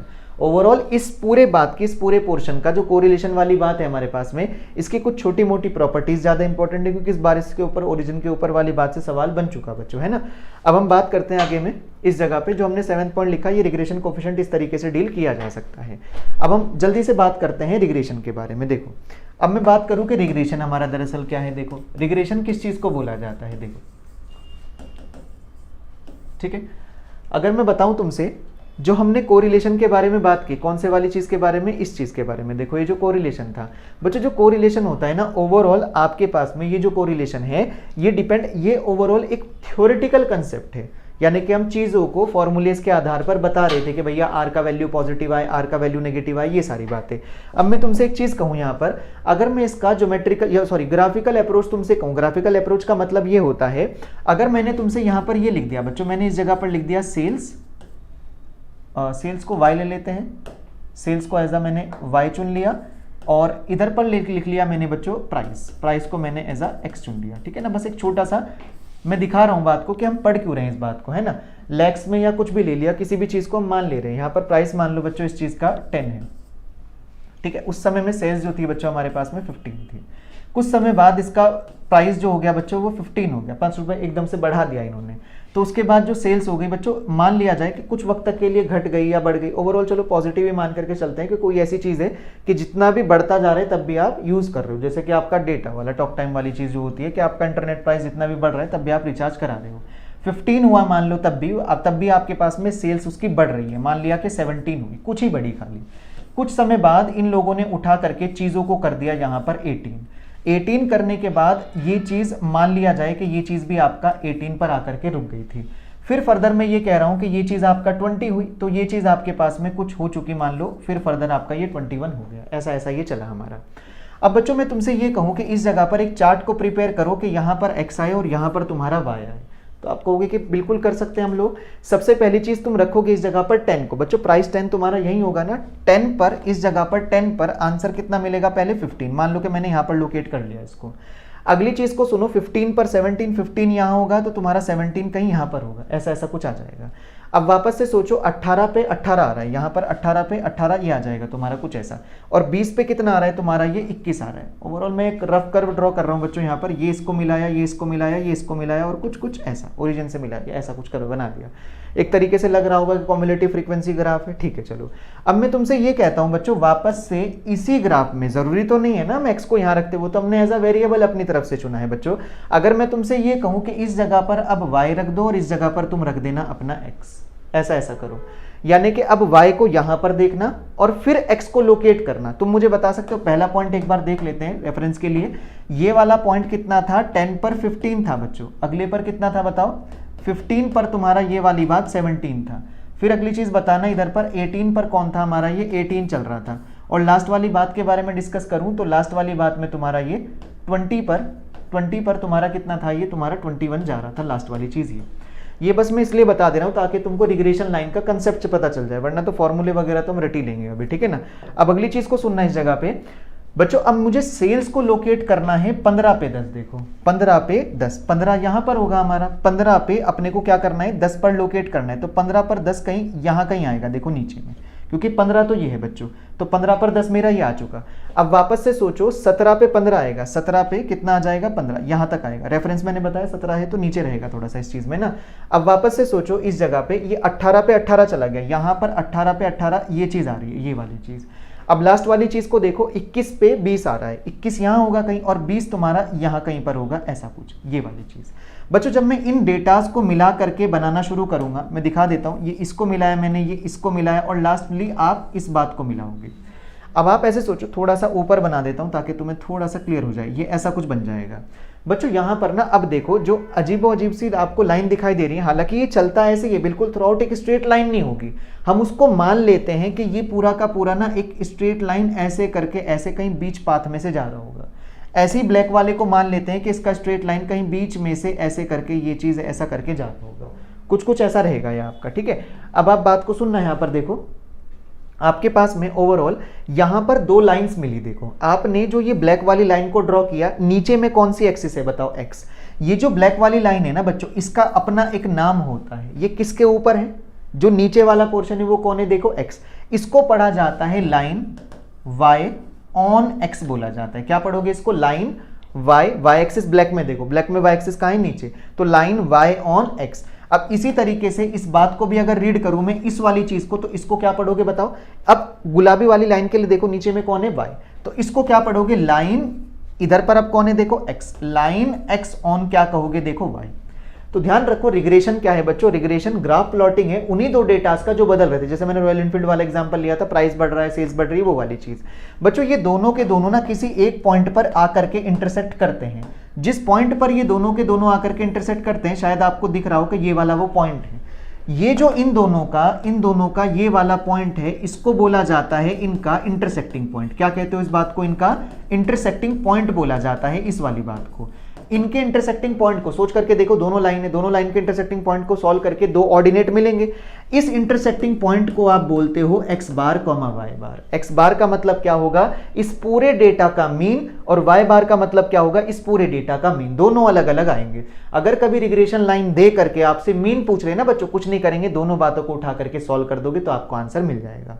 उम्मीद करता हूं कि ये छोटी सी चीज मैंने जो तुमको समझाने की कोशिश करी है, तुमको पता चला होगा कि हम 2 डेटास को अलग अलग, एक बार y को नीचे x को ऊपर, एक बार x को नीचे y को ऊपर रख करके लाइन को ड्रॉ कर लेते हैं। तो जो दोनों लाइन जिस पॉइंट पर कट आउट करती हैं उसको क्या बोला जाता है आपका, उसी बात को आपका लाइंस ऑफ रिग्रेशन बोला जाता है। तो हम क्या करेंगे, रिग्रेशन में क्या है, हम कंप्यूट करेंगे चीजों को with the help of graph. इतनी बात ध्यान रखनी है, ठीक है ना। चलो इसको छोड़ देता हूं, रब नहीं करता मैं, बस इसको ध्यान रखना आगे के लिए, ठीक है। चलो आगे बढ़ते हैं हम जल्दी से, अगली चीज पर मैं बात करता हूं। अब हमको टॉपिक के ऊपर बात करनी है बच्चों, लाइंस ऑफ रिग्रेशन। ये लास्ट टॉपिक रहेगा बस हमारा, उसके बाद खत्म स्टूडेंट्स, ठीक है। लाइंस ऑफ रिग्रेशन के बारे में हम बात कर रहे हैं। तो लाइंस ऑफ रिग्रेशन बच्चों 2 तरीके से होंगी, कौन कौन सी देखो। एक बार एक्सिस जब तुम्हारा एक्स नीचे होगा वाई ऊपर होगा, और एक बार वाई नीचे होगा और तुम्हारा एक बार एक्स ऊपर होगा, ऐसे चलेगा वो, ठीक है ना।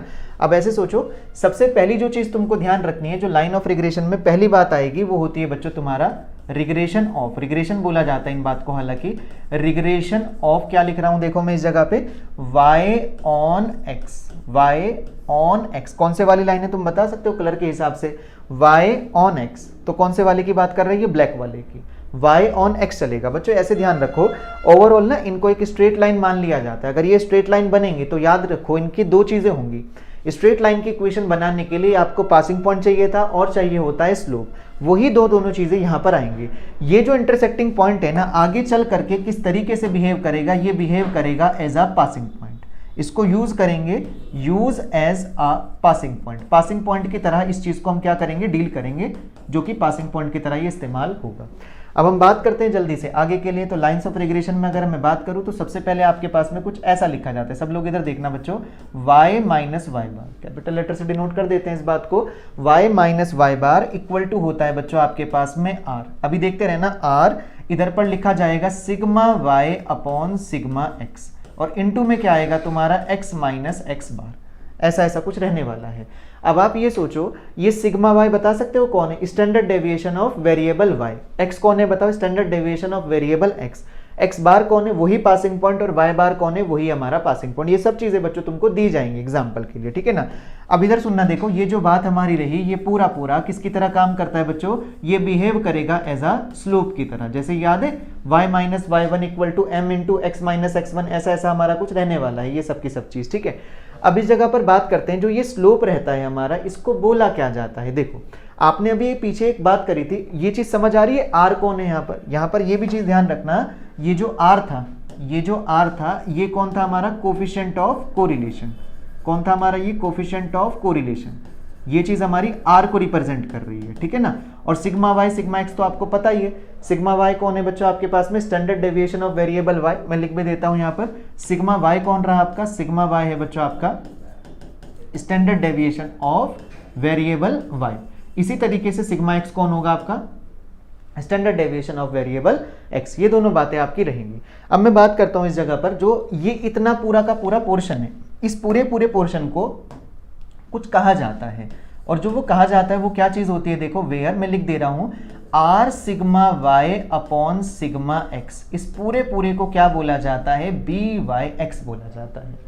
जो मैं पीछे तुमको बात कर रहा था ना कि आपके पास में कुछ रिग्रेशन कोफिशिएंट होंगे, क्या बोला था मैंने? कुछ रिग्रेशन कोफिशिएंट होंगे, उन रिग्रेशन कोफिशिएंट को b x y b Y x नाम दिया जाएगा। तो ये चीज आपकी वही थी जो जिसके बारे में मैं कह रहा था। यहाँ पर बच्चों कोरिलेशन जो थ्योरेटिकल पार्ट था, और रिग्रेशन जो हमारा एप्लीकेबल था ज्योमेट्रिकल चीज के लिए, यानी कि हम ग्राफ के थ्रू देखेंगे, उन दोनों में संबंध जो करा रहा होता है वो r equal to plus minus root under B x y b Y x करा रहा होता है। अब इस बात को ध्यान रखना, इस चीज को पढ़ा क्या जाता है, इसको रीड क्या करते हैं बच्चों? ये वाली चीज आपके पास में जो होती है इसको बोला जाता है रिग्रेशन कोफिशिएंट। क्या कहेंगे? देखो इसको ओवरऑल इसको तो कहा जाता है रिग्रेशन कोफिशिएंट, पर कौन सा रिग्रेशन कोफिशिएंट? देखो y on x, regression coefficient y on x। शब्दों का अपना अपना बस नाम है बच्चों, यहाँ पर जो जिसके ऊपर है वो उसके ऊपर कहलाएगा। y ऑन x अलग पढ़ा जाएगा। जब रिग्रेशन कोफिशिएंट वर्ड्स में कह दिया जाए y ऑन x, तो आप कितना लिखोगे? by(x). अब इसी तरीके से दूसरी चीज को सुनना, देखो अब तुम पिक कर पाओगे दूसरे वाली बात को। देखो अगर मैं तुमसे ये कहूं, मैंने लिखा इस जगह पर बच्चों आपके पास में regression of x on y कह दिया, मैंने कितना कहा? देखो इस बात को x ऑन y कहा, तो आप बता सकते हो ये कितना होने वाला है? x माइनस एक्स बार कहोगे। अब इक्वेशन उल्टा चला करता है बच्चों, देखो x माइनस एक्स बार बोला जाता है, इस बात को इक्वल टू में कितना लिखा जाएगा? देखो ये r आएगा वापस से, ठीक है चलो, और ये कितना बनेगा बता सकते हो? ये बनेगा तुम्हारा sigma x upon sigma y। देखो अब तुम्हें क्लियर हो रही होगी थोड़ी थोड़ी ये बात। इनटू में कितना आ जाएगा बताओ? तुम्हारा y माइनस वाई बार कहलाएगा, ये वाली चीज। अब बता सकते हो आप इस पूरी चीज को क्या नाम दोगे? ध्यान रखो, इसको भी स्लोप मत कहना, वो भी मैं लिखवाऊंगा। स्लोप ये है y बराबर m x plus c slope होता है, पर x बराबर m x plus y slope होगा? बिल्कुल नहीं होगा, उसको भी चेंज करेंगे। देखो क्या, बस अभी इतना ध्यान रखो, इस वाली बात को आप कितना कहने वाले हो? B x Y. रीड कैसे करोगे इस बात को बताओ? अच्छा इस बात को रीड किया जाएगा कैसे? देखो रिग्रेशन कोफिशिएंट, क्या कह रहा हूं देखो मैं इस बात को, रिग्रेशन कोफिशिएंट किसका? Regression coefficient x on y के ऊपर। x जो है वो किसके ऊपर है? y के ऊपर है, तो इसको बी एक्स वाई बोला जाएगा। अच्छा ओवरऑल एक बात बताना, क्या मैं इस इक्वेशन को, इस वाली इक्वेशन को थोड़ा सा चेंज करके लिख सकता हूं? आप कहोगे कि लिख सकते हैं, तो लिखना शुरू करते हैं। देखो इस वाली बात को मैंने फर्दर एक और तरीके से लिखना चाहा, देखो x minus x bar into में बताओ कितना आएगा? इक्वल टू में ये आ जाएगा b ऑफ एक्स वाई, और इनटू में कितना आएगा बताओ? y माइनस वाई बार। आपकी ये बात आएगी, आप कहेंगे कि बिल्कुल वही बात लिखी गई है। बस मैं एक चीज ये दिखाना चाह रहा हूं तुमको, क्या मैं इस इक्वेशन को ऐसा अब लिख सकता हूं कि y minus y bar equal to में ये बी एक्स वाई नीचे चला जाएगा, तो ये कितना आ जाएगा? 1 अपॉन बी एक्स वाई, ये कुछ ऐसा आएगा। और इनटू में क्या रहेगा? देखो आपका x माइनस एक्स बार, आपका ये वाला पोर्शन रहने वाला है। अब आप इस चीज को सोचो, अब आप कंपेयर जब इसको करने जाओगे तो y बराबर एम एक्स प्लस सी चलेगा, तो ये चीज क्या बनेगी? अब ये बनेगा बच्चों हमारे पास में, क्या बताओ? अब ये बनेगा हमारा स्लोप। क्या बनेगा? देखो अब हमारा ये स्लोप। तो ध्यान रखो स्लोप भी निकलता है चीजों का। ये चीज जो स्लोप है तुम्हारा, स्लोप जो बोला जाएगा, मैं अभी इसको लिखवा दूंगा। अब ये हमारा स्लोप बनेगा, x ऑन y का अलग स्लोप होता है, y ऑन x का हमारा अलग स्लोप होता है, ठीक है ना। इतनी चीज हमें क्लियर हो गई होगी। चलो अब जल्दी से आगे बढ़ते हैं, कुछ चीजों के बारे में बात कर लें, फिर हम क्वेश्चन के ऊपर चल सकते हैं। देखो नोट करके कुछ बात लिख लेना बच्चों जल्दी जल्दी। पहले तो पहला जो पॉइंट है आपके पास में, वो पहला पॉइंट ये है बच्चों, एक्स बार कॉमा वाई बार, एक्स बार कॉमा वाई बार क्या होता है, is the intersection of two lines. Two lines का हमारा क्या होगा, इंटरसेक्शन होगा। और वो दो लाइंस कौन सी होंगी, देखो x on y and y on x। इन दोनों लाइन को अगर पकड़ के आप सॉल्व कर दोगे तो जो भी इनका इंटरसेक्शन पॉइंट आएगा वही हमारा क्या होगा, x बार y बार होगा, ठीक है ना। और यही चीज क्या होता है, देखो ये मीन होगा तुम्हारा, mean of variable x। Variable x का तुम्हारा क्या रहेगा, ये तुम्हारा मीन रहेगा। और इसी तरीके से अगर मैं y के बारे में बात करूं तो y के बारे में क्या कहोगे, ये चीज हमारा रहने वाला है मीन किसके बाद, देखो मीन ऑफ वेरिएबल y। जो दो वेरिएबल्स में हमारी चीजें चल रही थी उन दोनों का हमारा क्या रहने वाला है, ये मीन हमारा रहने वाला है। अब दूसरी चीज के बारे में बात करें तो बच्चों सबसे पहली चीज यहां पर आती है तुम्हारा स्लोप। देखो बस ध्यान रखो, जो रिग्रेशन चीज है ना वो ये आप 2D में भी सोच सकते हो उसको, y is equal to mx plus c, y minus y1 बराबर mx माइनस x1। अब इस लाइन को पढ़ के बताना ये कौन है, y ऑन x। इस लाइन को क्या रीड कर रहा हूं मैं, y ऑन x। तो बता सकते हो आपके पास में स्लोप क्या होगा, slope of y on x। जो लाइन y ऑन x है उसका स्लोप कैसा होगा, स्लोप आप डायरेक्ट देख सकते हो बच्चों इस जगह पर, ये पूरी चीज को ही आप क्या बोलते हो, देखो स्लोप बोलते हो। इसी पूरी बात को हमने क्या कहा, देखो यही पूरी बात हमारी क्या है बच्चों, बी वाई एक्स है। तो आप इस चीज को ऐसे भी ध्यान रख सकते हो, y ऑन x का क्या होगा, बी वाई एक्स होगा। इधर देखो ये कितना था आपका, b Y x, y on x। जो लेटर पहले पढ़ेगा ना वो पहले पढ़ा जाएगा और जो बाद में पढ़ा जाएगा उसके ऊपर ऑन रखा जाएगा, यानी कि लाइन y ऑन x कहा गया। अब इसी चीज को आप कितना कह सकते हो, इसको लिखा जा सकता है बच्चों r of sigma y upon sigma x। जो चीज पहले है ना उसका वेरिएबल पहले आएगा हमेशा, चाहे वो स्टैंडर्ड डेविएशन हो चाहे कुछ भी हो। इधर देख भी सकते हो यहाँ पर क्या था, sigma y upon sigma x।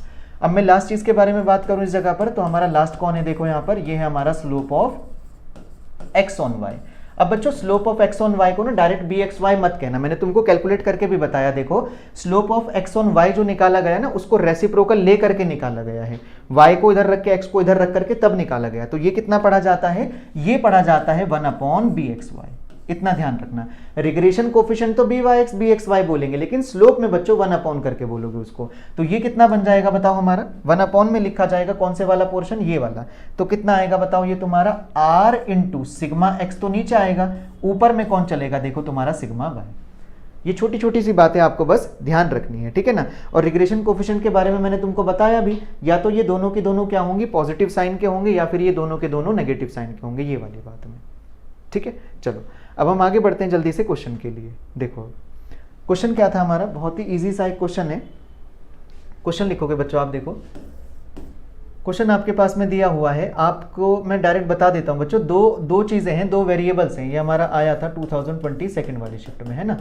इसमें दिया हुआ है आपके पास में जो दो डेटा हैं आपके पास में, एक्स और वाई किसी कमोडिटी में रिप्रेजेंट करते हैं और प्राइसेस हैं किसी चीज़ के ना, कोलकाता और मुंबई के बीच में। मैं डायरेक्ट रिलेशन लिख रहा हूँ बच्चों, देखो इधर पर उसने तुमसे ये कहा कि एक्स बार जो है तुम्हारे पास में वो 65 है बच्चों, और जो वाई बार है तुम्हारा वो 67 है। फर्दर उसने ये कहा कि जो तुम्हारा सिग्मा एक्स है बच्चों वो 2.5 है, और जो तुम्हारा सिग्मा वाई है बच्चों वो कितना है तुम्हारे पास में, वो 3.5 है। ऐसा ऐसा कुछ उसने दे दिया। आगे में तुमसे कह रहा है कि r जो है, r x, y जो है वो कितना है तुम्हारा 0.8 है। अब आपको फाइंड करने को बोला है, find equation of regression, equation of regression निकालने को बोला उसने, किसके बारे में, ऑफ y ऑन x के बारे में उसने तुमसे ये कहा। y ऑन x तुमको निकालना है यहाँ पर, ये सिंपल से छोटी छोटी चीज रहेगी। देखो मैं जल्दी से बता देता हूं इस बात को। देखो सबसे पहले आपको लाइन y ऑन x चाहिए, तो आपको इक्वेशन पता होना चाहिए बच्चों, y माइनस वाई बार होता है, इधर इसका स्लोप आएगा बी वाई एक्स, और बी वाई एक्स को कितना लिखा था हमने, r sigma y upon sigma x, और इधर कौन हो जाएगा बताओ, x माइनस एक्स बार।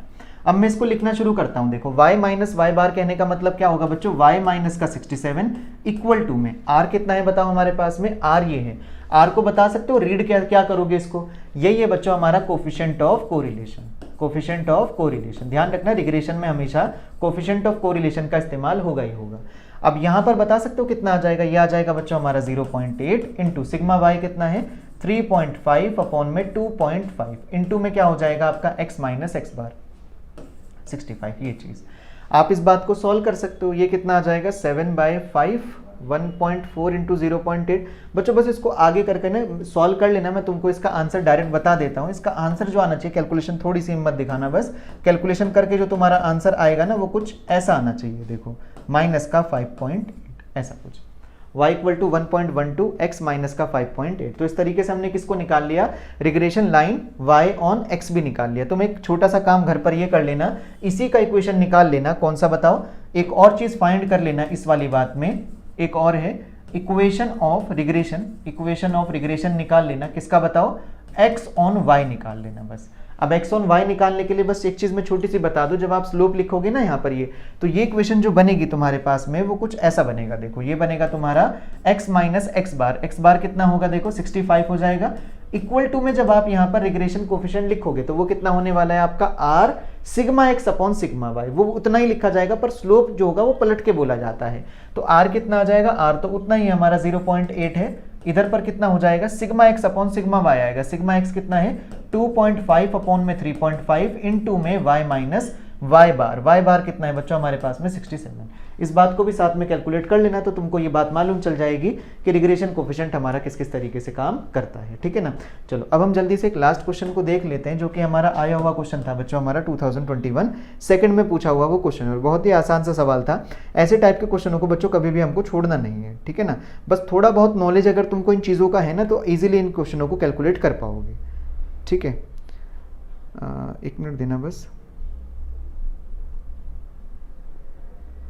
देखो बच्चों ये क्वेश्चन आया था हमारे पास में 2021 सेकंड में। ठीक है ना। डायरेक्शन कुछ ऐसा था, इसका डायरेक्शन दिया हुआ था, 2 रिग्रेशन लाइंस दे रखी थी आपको। दो अपने को क्या दी हुई थी, 2 रिग्रेशन लाइंस दी हुई थी अपने को। सबसे पहले यहाँ पर उसने तुमसे ये कहा बच्चों, 2 regression line as 3x minus 4y plus 8 बराबर 0 कहा पहले वाले को, और दूसरे वाले को क्या नाम दिया, देखो दूसरे वाले को नाम दिया इसने 4x माइनस का 3y माइनस का 1 बराबर 0। ये 2 लाइन हमारे पास में हो गई।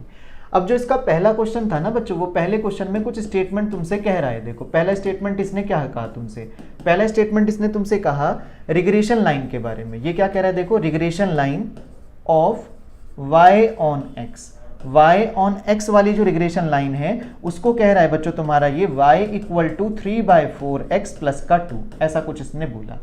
अब इस जगह पर तुमको ये कह रहा है रिग्रेशन लाइन कौन सी बताओ आपका, ऑफ x ऑन y।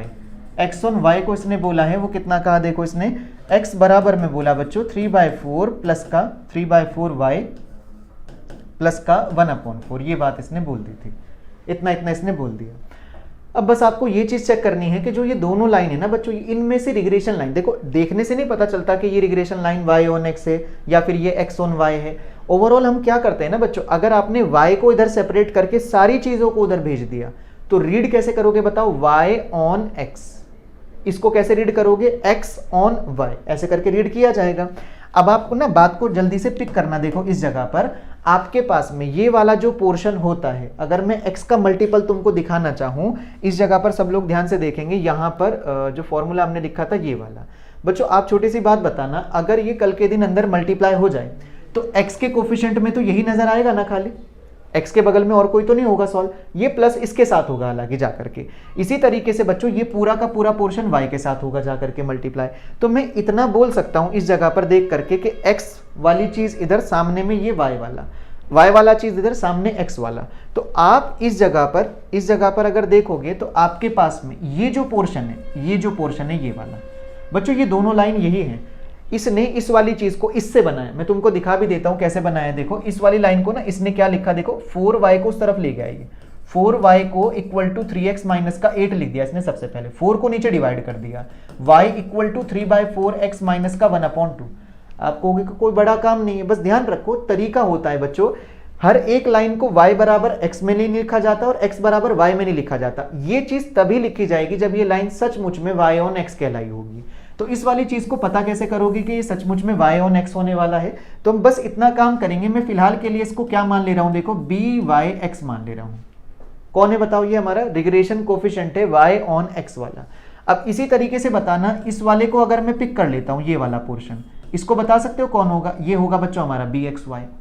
याद करो इसको सच बताने के लिए किस चीज को लाया जाएगा, यहां पर लाया जाएगा बच्चों r को। अब r याद करो हमारा क्या था, प्लस माइनस रूट अंडर आपका bxy इंटू में byx था आपके पास में, यह ऐसा कुछ था आपका ये। अब यहां पर सुनना, मैंने इधर पर प्लस माइनस साइन क्यों नहीं लगाया, क्योंकि दोनों के दोनों रिग्रेशन कोफिशिएंट जो है हमारे पास में वो दोनों पॉजिटिव है। देखो तो जो कोफिशिएंट ऑफ कोरिलेशन आएगा वो भी हमारा क्या आने वाला है, वो भी हमारे पास में बच्चों पॉजिटिव ही आने वाला है। तो बस एक सिंपल सी बात करते हैं कि r का वैल्यू हमारा कितना आ जाएगा, देखो रूट अंडर इस जगह पर 3/4 इंटू 3/4, जो भी आंसर आएगा पॉजिटिव, ठीक है। और आएगा कितना, देखो 3/4। क्या ये चीज वैलिड है, आप कहोगे कि बिल्कुल वैलिड है, क्योंकि हमको पता है कि जो r होता है आपका, वो r किससे किसके बीच में होना चाहिए, वो r हमारा -1 से लेकर के 1 के बीच में होना चाहिए। अगर ये ऐसा दिखा रहा है, इसका मतलब ये हुआ बच्चों कि ये दोनों के दोनों स्टेटमेंट हमारे क्या थे, देखो करेक्ट थे। अगर कभी ऐसा हो जाए कि किसी का रिग्रेशन कोफिशिएंट तुम्हारा, मान लो मैं उल्टा कह देता, इसको उल्टा लाइन को मैं बना देता, मैं तुमको दिखा देता हूं, अगर मैं लाइन को उल्टा बनाता तो ऊपर वाली चीज से क्या होता है, इस पहले वाली इक्वेशन को देखना, ये बनता मेरे पास में x = 4/3 y और माइनस का 8/3, ये आई मेरी पहले वाली लाइन। चलो ठीक है, चलो अब दूसरे वाली को पकड़ो, दूसरे वाली लाइन में y निकाल लो अलग से, तो y = कितना आ जाएगा तुम्हारा, ये भी 4/3x आएगा, और ये हो जाएगा कितना मेरा, माइनस का 1/3, ये आ जाएगा कुछ कुछ ये वाली चीज, ये सेकंड हो गई। अब मुझे बताना, क्या मैं इस बात को ये वाली जो चीज है, मैं इसको bxy ही तो कहूंगा, क्योंकि मैंने पलट दिया लाइंस को, और इस वाली चीज को बताओ मैं क्या कहूंगा, इस वाली चीज को मैं कहूंगा बच्चों byx।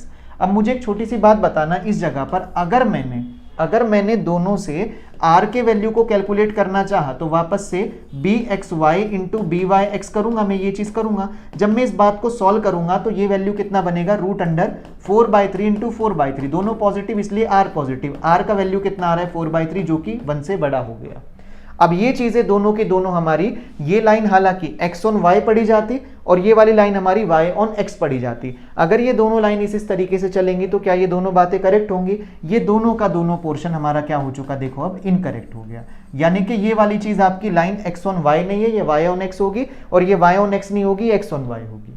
ठीक है, उम्मीद करता हूं कि ये इतनी चीज तुम्हें क्लियर हो गई होगी यहां तक, ठीक है ना। तो बस इस चीज को यहां पर छोटी सी चीज को ध्यान रखना, मैं इसको अलग से कह दे रहा हूं, ये चीज अलग है, ठीक है ना। और ये वाली बात तुम्हारी कौन से वाली, ये वाली चीज तुम्हारी अलग रहेगी, दोनों बातें तुम्हारी अलग अलग है, ठीक है ना। तो ये लाइन तुम्हारी x ऑन y नहीं है, मैं लिख भी दे रहा हूं, चलो ये मैंने लिख दिया नॉट x ऑन y, और ये वाली बात क्या है, नॉट y ऑन x। ये सारी चीजें हम किससे कंक्लूड कर पा रहे हैं बच्चों, ये सारी की सारी बातें हम तब कंक्लूड कर पा रहे हैं जब इस जगह पर कौन आ रहा है तुम्हारा, यहाँ पर r से चीजों को निकाला जा रहा है, ठीक है। अब बस एक लास्ट सवाल के बारे में मैं डिस्कस कर दूं इस चीज में। लास्ट सवाल जो है हमारे पास में, उसको सुनना, देखो यहाँ पर, ठीक है। देखो क्वेश्चन अभी भी हमारे पास में यही है, जो सेकंड स्टेटमेंट हमारे पास में था, वो सेकंड स्टेटमेंट आपको क्या कह रहा था वो सुनना, देखो जल्दी से। देखो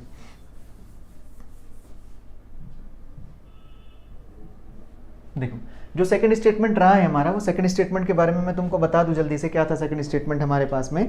सेकंड स्टेटमेंट बच्चों तुमसे ये कह रहा था, देखो सेकंड स्टेटमेंट तुमसे ये कह रहा था इस जगह पर कि आपके पास में वापस से दो स्टेटमेंट दे दी गई हैं। अब जो स्टेटमेंट दी गई हैं वो कौन है बताओ, वो है आपके पास में, पहला इसने कहा कोफिशिएंट ऑफ कोरिलेशन।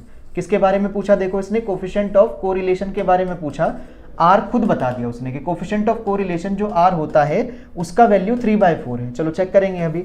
दूसरा कह रहा है बच्चों तुमसे mean of X and Y. X and Y का जो मीन है वो कितना है, देखो आर 3 और 4 है रिस्पेक्टिवली।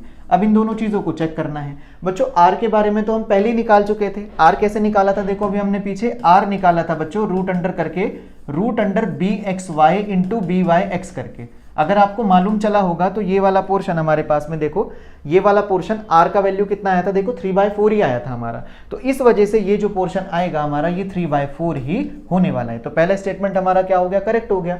अब आपको कह रहा है कि मीन जो है एक्स और वाई का वो 3 और 4 है। एक तरीका तो ये दोनों को उठा के सॉल्व करो, वरना बच्चों ये वाली चीजें पुट कर दो। इसको कहां पर, पुट इन गिवन लाइंस। किसी भी एक लाइन में उठा करके इसको पुट कर दो। अगर पहली सेटिस्फाई करती है दूसरी सेटिस्फाई करती है तो ही उन दोनों के मीन बनेंगे। ऐसा भी होता है एक नंबर दोनों इक्वेशन को सॉल्व करा दूसरी को ना कर पाए, तो पहले चेक कर लो। तो बच्चों x की जगह पर उठा करके आपने 3 रखा, y की जगह पर आपने 4 रखा और ये प्लस का 8 करा। क्या ये सचमुच में 0 आएगा, चेक कर लेते हैं। 3 3 9, 9 माइनस का 16 प्लस का 8। बच्चों ये कभी भी तुम्हारा 0 के बराबर नहीं आएगा। ये -8 होगा, ये प्लस का 9 होगा, +1 हो जाएगा, वो क्या देगा तुमको, नॉट इक्वल टू 0 देगा। ठीक है, तो इस तरीके से बच्चों अपने को क्या करना है, कोरिलेशन कोफिशिएंट्स को डील करना है। ठीक है ना, तो बस इतना ही ध्यान रखना अभी फिलहाल के लिए। जितना भी हमने अभी तक कुछ पढ़ा बच्चों, ये इतना ही तुमको सॉल्व करना है। ठीक है ना, बाकी जो भी कुछ होगा, जो डाउट वगैरह तुम्हारे बच जाते हैं या जो क्वेश्चन तुमसे सॉल्व नहीं हो रहे हैं वो मुझसे मिल करके पूछ लेना। पर कोशिश करो कि ये वाला टॉपिक तुम अच्छे से पढ़ करके जाओ, जो भी हमने पढ़ा है मीन मीडियन मोड के अलावा जो भी कुछ तुमको लगे कि जो चीज़ें मुझसे सॉल्व नहीं हो पा रही हैं उसको ज़रूर सॉल्व कर लेना, ठीक है ना। तो अभी फिलहाल के लिए यहीं तक रखते हैं, मिलते हैं तुम लोगों से जल्दी, ठीक है।